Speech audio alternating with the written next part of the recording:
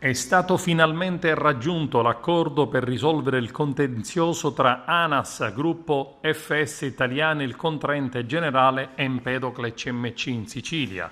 Lo si legge in una nota congiunta che sottolinea la volontà e l'impegno del Ministero delle Infrastrutture e dei Trasporti.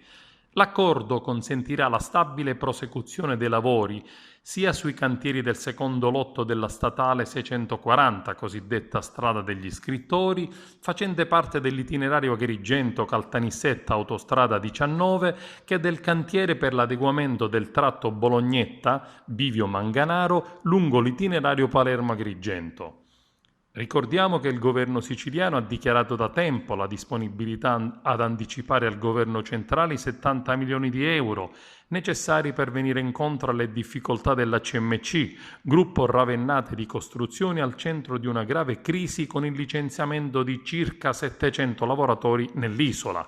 Una vicenda che ha interessato la politica, i sindacati con manifestazioni di piazza, proteste in strada e l'appello di sindaci ed amministratori vari per sbloccare definitivamente il problema che speriamo darà ossigeno ed economia alla Sicilia. Finalmente apprendiamo questa mattina che i lavori possono riprendere e dare fiato alle imprese, fornitori e soprattutto ai tanti lavoratori del settore edilizio. Speriamo quanto prima che gli automobilisti siciliani non possano godere di queste opere, evitando ore infernali e semafori infiniti. Continueremo ad occuparci della questione nell'esclusivo interesse della Sicilia e dei siciliani.